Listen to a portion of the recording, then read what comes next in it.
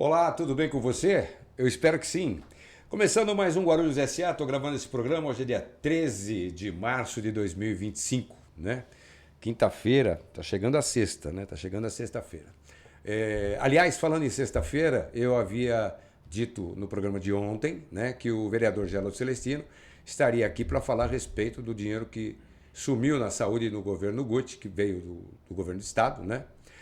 40 milhões de reais para determinadas obras na área da saúde e ele acabou usando dinheiro para pagar fornecedor, né? Pagou fornecedores e não aplicou onde deveria e, enfim, isso está sendo motivo de ser apresentado na comissão de inquérito da saúde, né, que estava ocorrendo na Câmara, e ele viria falar, mas a gente combinou muito rapidamente, ele topou, a gente viria na sexta-feira, só que ele tem um compromisso fora de Guarulhos, não vai chegar aqui a tempo, então nós vamos deixar para a semana que vem. Mas estou acertando, vamos ver, tomara que dê tudo certo, de amanhã a gente está conversando com a Dani, né, daquela minha Up and Down, né, desse trabalho maravilhoso que eles fazem em Guarulhos, e nós vamos ter agora aí a sexta corrida da minha Down é Up, e trazer aqui a Dani, ou o marido dela, enfim, né, trazer esse pessoal para falar a respeito disso, que é uma coisa muito importante para que as pessoas tomem consciência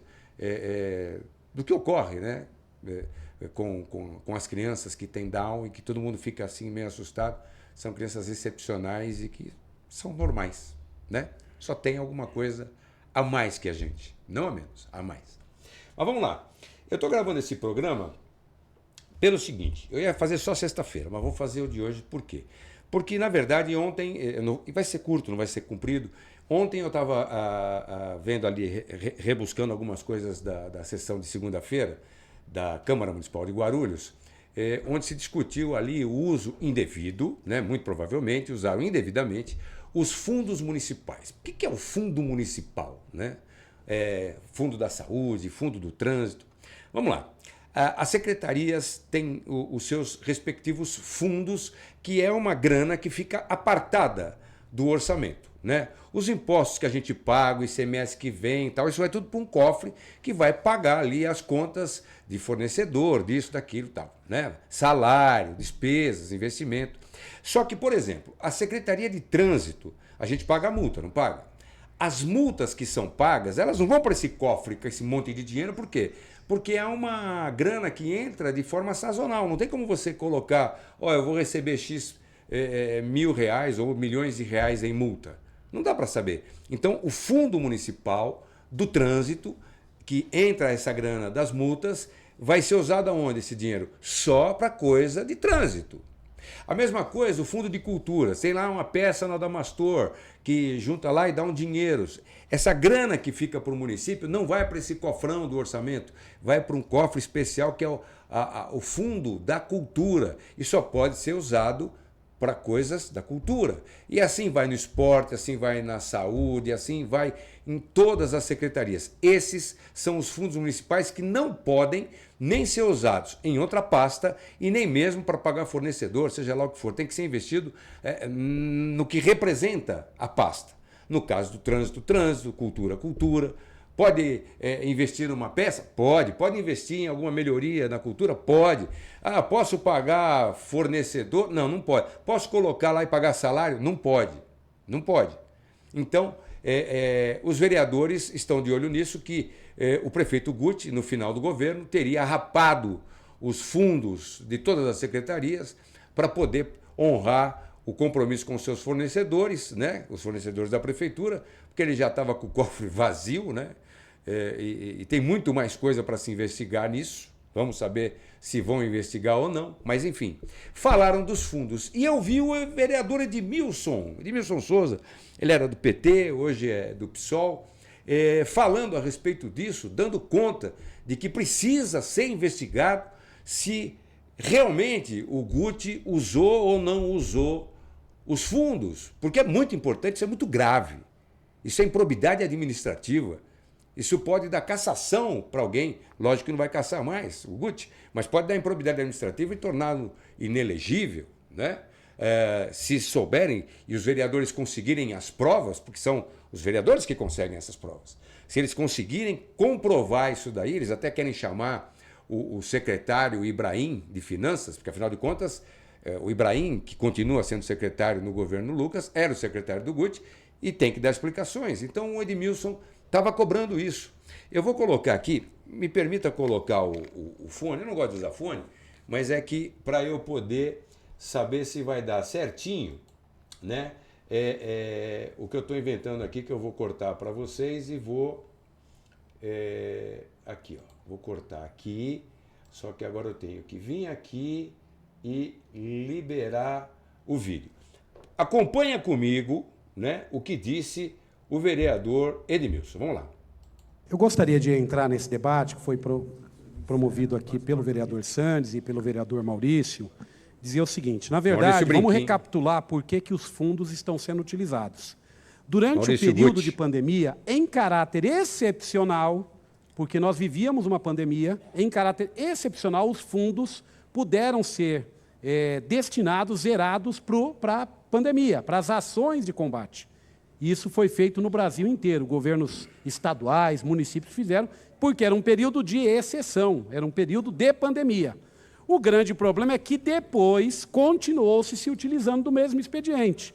Quando a gente fala, olha, que o fundo do transporte é um fundo que ele está carimbado, é porque a legislação nacional, a legislação estadual e municipal prevê que aquele dinheiro só pode ser utilizado em determinada atividade. E mesmo esse dinheiro, vereador Maurício, desculpa te dar uma péssima notícia. Nós temos já levantamentos de dinheiro que foram utilizados para pagar outro tipo de serviço que não o especificado ali. Temos outros fundos que não têm amarração legal, mas eu acho que não é bom que a gente utilize. Vou citar o fundo, por exemplo, nós temos lá, Fundo Municipal de Cultura. Aquele dinheiro é destinado para as atividades culturais do município, em respeito aos artistas, os produtores culturais. Então, não é porque ele não tem uma amarração jurídica que a gente vai retirar. Não é porque ele fica solto. Nós aprovamos, quando a gente aprova o orçamento nessa casa, a peça orçamentária, aprova, inclusive, os valores destes fundos. Então, ou seja, na minha opinião, diz respeito com essa casa, que aprovou um orçamento para dizer esse dinheiro aqui vai ficar pouco ou muito, vai ficar neste fundo específico. Então, só recapitulando, que mesmo esses fundos que são zerados, que, entre aspas, são fundos que não têm essa obrigatoriedade legislativa, com previsão legislativa, eu acho que não é bom que seja feito, porque é um desrespeito a essa casa. Nós aprovamos o orçamento, passou por aqui. E pode dizer, mas a Câmara quer amarrar o prefeito? Não. O prefeito tem uma margem de remanejamento previsto na própria legislação. E dentro dessa margem de remanejamento ele consegue suprir eventuais situações que não foram previstas. Então, só gostaria de dizer, primeiro, se mexeu nos fundos, sim. Segundo, nem todos têm previsão legal, mas não significam que eles têm que ser desrespeitados. Dou razão aqui ao colega Laércio Sandes, isso é grave, porque, na verdade, isso não contribui para que a gente tenha o orçamento aprovado nessa Câmara e fiscalizado por nós, vereadores. Então, gostaria de entrar nessa discussão dizendo o seguinte, vereador Sandes está coberto de razão. Nós precisamos saber exatamente como é que foram essas autorizações. Para concluir, e mais uma vez, dizer, o secretário de Fazenda, se ele vier aqui, ele pode nos explicar isso. Ou seja, tem um pedido para que ele venha aqui. Ele vem e pode explicar, pode dar todo o detalhamento por que retirou daqui e colocou acolá. Obrigado, senhor presidente. Pronto. Vamos lá. Deixa eu diminuir esse. Deixa eu cortar para mim aqui. Isso mesmo. Vamos lá. Deixa eu tirar isso aqui agora, que eu vou voltar lá. Tudo isso que o vereador Edmilson disse, ele está cobertíssimo de razão, né? Só que tem um detalhe que eu peguei aqui. Eu peguei aqui esse negócio. Em 2016, esse camarada que está aqui na frente de vocês pediu a cassação do prefeito Almeida. Primeiro indício é que o Almeida mandou para a Câmara um pedido de autorização dos vereadores para poder utilizar os fundos municipais das secretarias. Óbvio que os vereadores não votaram nisso porque seria improbidade administrativa dos próprios vereadores, né? É crime, né? Criminoso o negócio.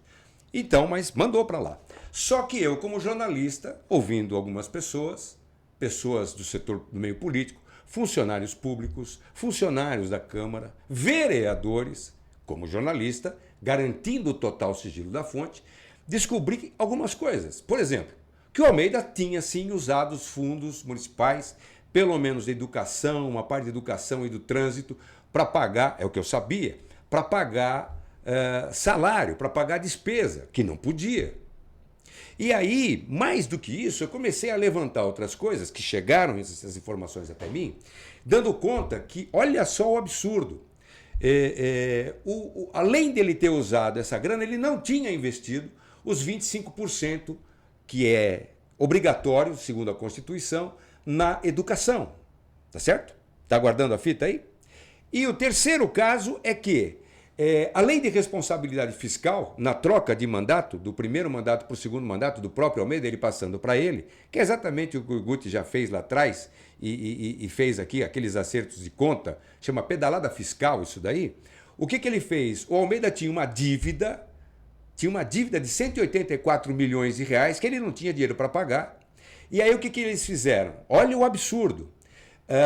A ministra do PAC, né? A viúva do Celso Daniel, eu não vou lembrar o nome dela agora, mas ela mandou para cá 184 milhões de reais no dia 31 de dezembro, né? No dia 31 de dezembro, abriram o banco, que ia ter a passagem do Almeida para ele mesmo, né?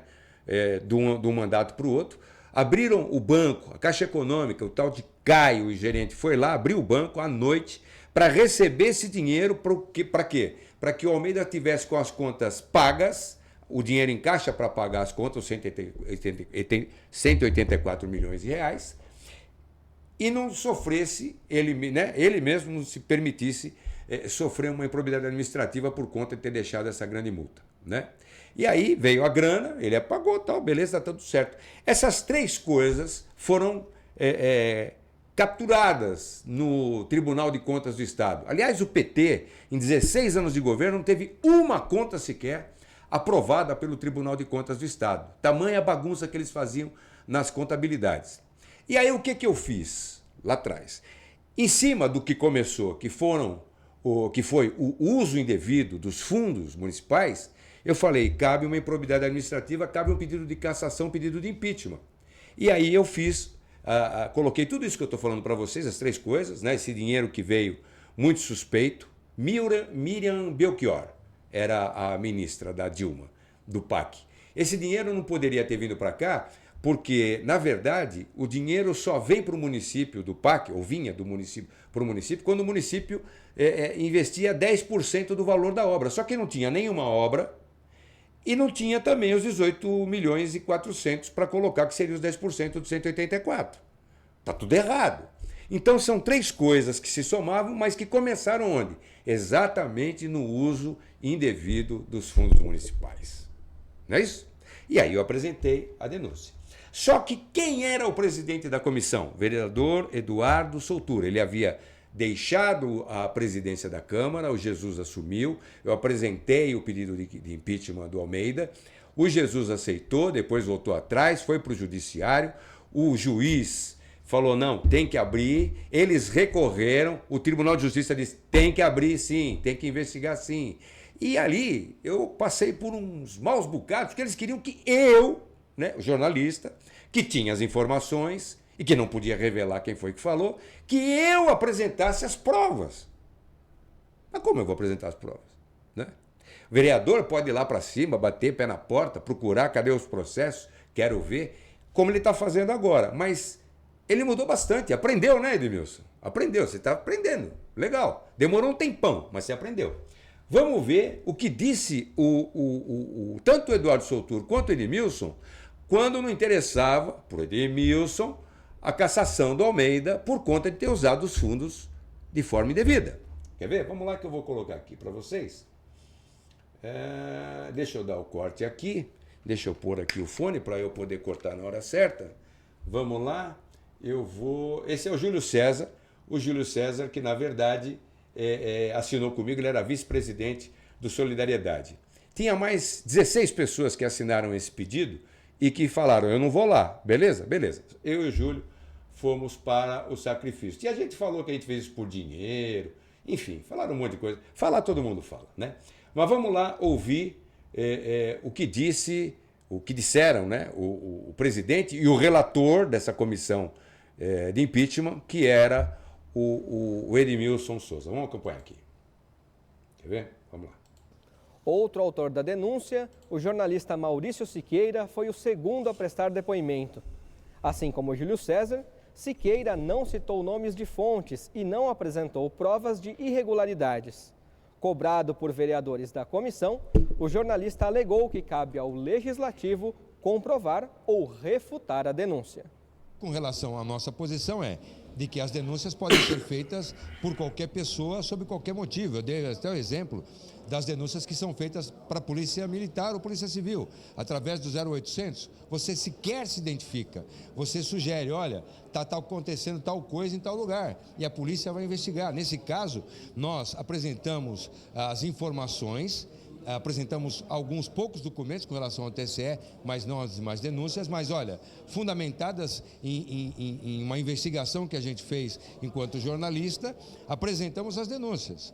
As denúncias foram aceitas pelo presidente, o presidente depois voltou atrás, foi para o juiz, que de pronto também poderia falar, olha, essas denúncias foram mal feitas, mantenha essa decisão do presidente. Ele não fez isso.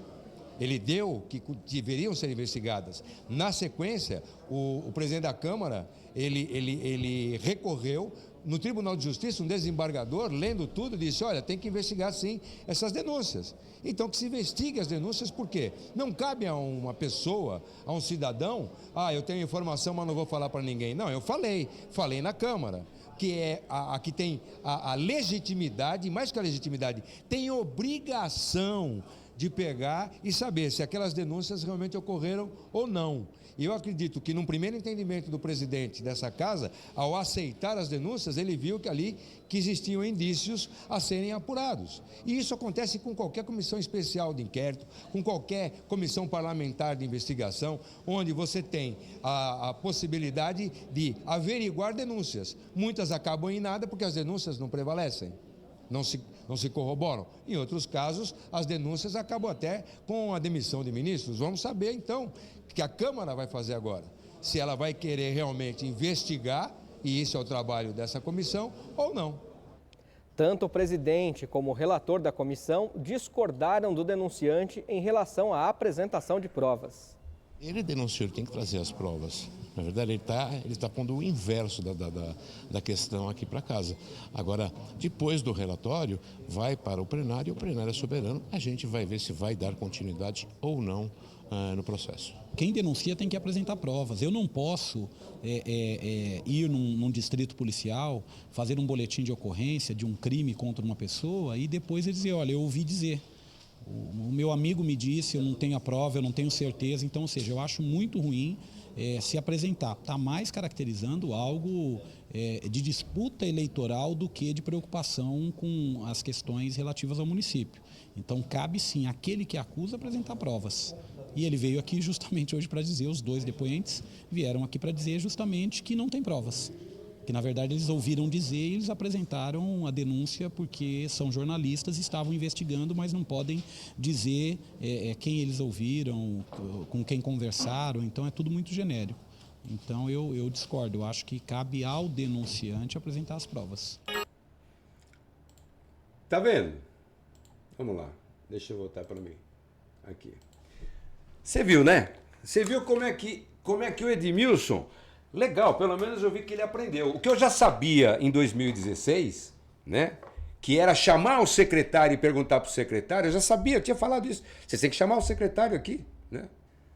Chama o secretário, chama o prefeito, manda comprovar. Como um camarada, um cidadão que apresenta, olha, descobri isso daqui. Como ele vai entrar na prefeitura, como ele vai conseguir obter provas documentais para comprovar aquilo que ele ficou sabendo. Olha, eu sei que tem um cadáver lá naquela casa lá. Me contaram que tem um cadáver lá. Eu sou jornalista, eu vou lá entrar. Só que antes de eu entrar, eu tenho que fazer o quê? Acionar a polícia. Olha, eu tenho informação que tem um cadáver dentro daquela casa. Eu quero até fazer a matéria. Mas eu tenho que chamar a polícia antes, né? Ou então fazer que nem aquele filme, o Abutre, né? Que chegava primeiro, filmava e depois chamava a polícia. Para depois se bacanear. Não sou esse tipo de jornalista. né? Então, na verdade, o que o Edmilson está fazendo, pelo menos talvez, né, se for sincero o que ele está dizendo agora, que ele disse segunda-feira, parabéns, você aprendeu. Lá atrás, você queria que tanto eu e o Júlio e os denunciantes, primeiro, quebrássemos o sagrado sigilo da fonte, que o jornalista sem fonte não é nada. Como é que eu ia dizer quem me contou? Olha, são pessoas que me contaram que tinham certeza absoluta. Tanto era verdade que no final, depois que saiu do governo, o Almeida, ele teve as contas rejeitadas em cima de tudo isso que eu falei, que eu apresentei nas denúncias, e a Câmara, aí ele já não era mais prefeito, né? Como diria o Décio, se é que vocês me entendem, aí ele não estava mais com a chave do cofre, aí os vereadores mantiveram a não aprovação, né? Mantiveram a não aprovação das contas do Almeida, mas porque o Almeida não era mais prefeito, não tinha cargo para dar para ninguém, né? Não tinha a chave do cofre e tal. Mas eu queria registrar isso, que é grave sim, tem que se investigar sim. Agora, como o vereador disse que ele já sabe, ele está afirmando, ele tem que apresentar as provas. Mas não precisa chamar, segundo você, o seu entendimento, lá de 2016, Edmilson, você não precisa chamar o secretário, apresente você as provas. Não era o que você queria que eu, o Júlio e os outros demais denunciantes fizéssemos? Que a gente apresentasse as provas? Então, para que você quer chamar o secretário? Apresente as provas. Vai lá na secretaria, chuta a porta, pega processo, faz alguma coisa, entra no sistema, sabe a senha do banco? Não sabe? Nem eu não sabia. É interessante como levou 8 anos para a gente ver o vereador Edmilson mostrando que a régua dele depende, né? Depende de quem é. Lá no Almeida, em vez de ele chamar o secretário e o prefeito, que eram os denunciados, para comprovar que aquilo era mentira, ele chamou os denunciantes para esculachar os denunciantes. Que ali esculacharam mesmo, né? Ficaram tentando, não conseguiram. Tentando esculachar a gente ou dizer que a informação, ouvir dizer, não é ouvir dizer, é trabalho jornalístico, né? Trabalho jornalístico. Você ouviu dizer, porque você não é jornalista. Então você ouviu dizer. Você ouviu dizer. Viu, Edmilson? Mas legal, fiquei contente que você pelo menos aprendeu como é que é o caminho das pedras. Vamos ver se você consegue dessa vez fazer direito. Porque lá atrás você não fez. O Eduardo Souturno não posso falar nada, né? Porque ele também fala que eu tinha que apresentar as provas. Mas o Eduardo Souturno não ganhou, né? Não ganhou mais, né? Vamos lá. Eu tinha que falar isso.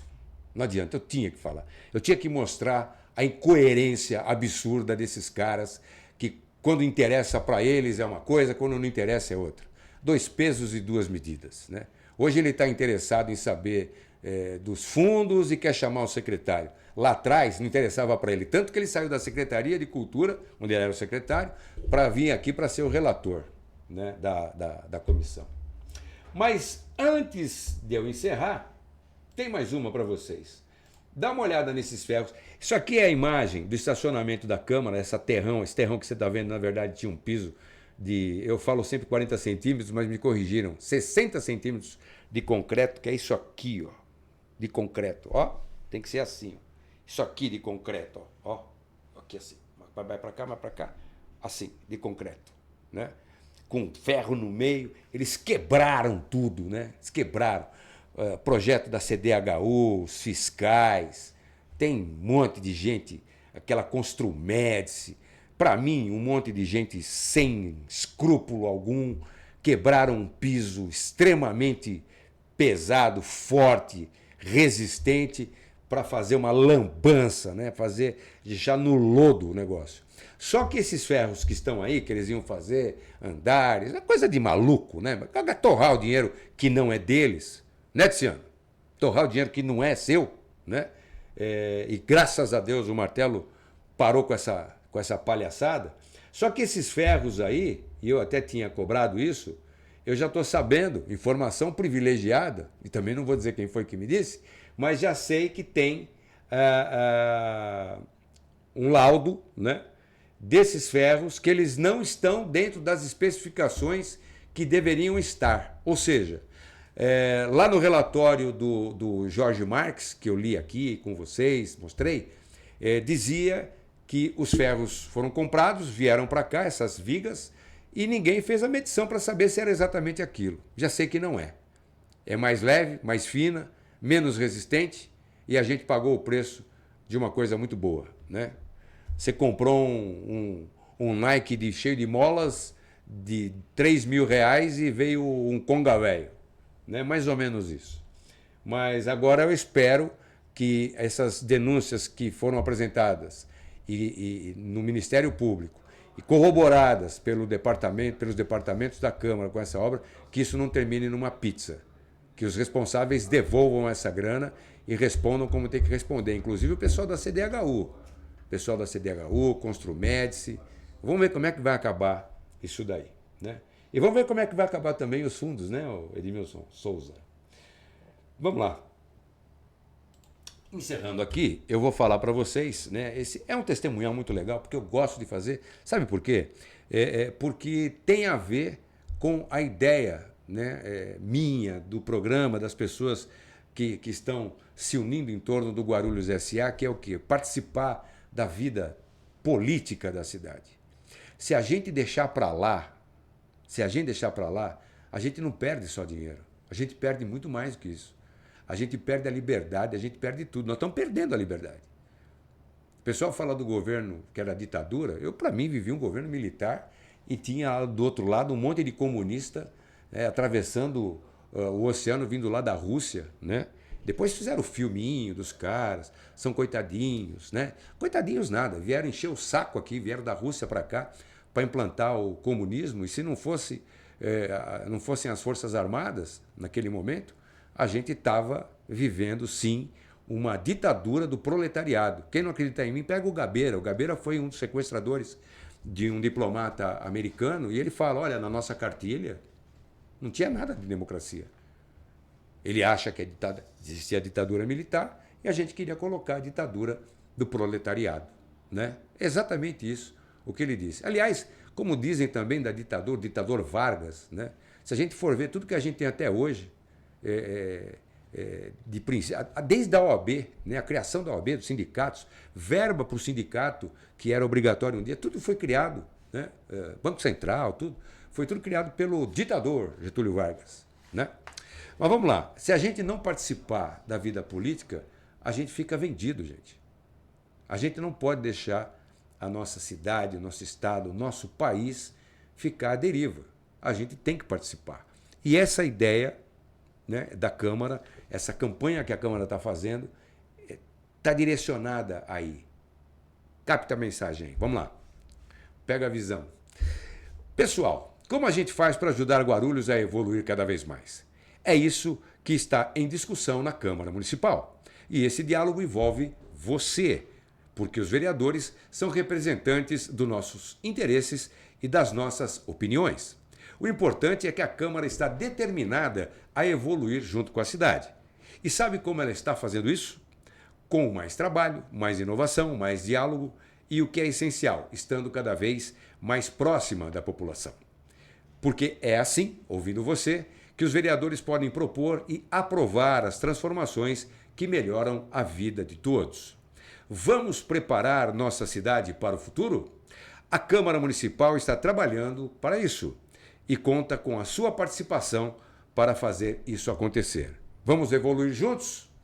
Para saber como participar, acesse o portal da Câmara, está aqui, ó, guarulhos.sp.leg.br.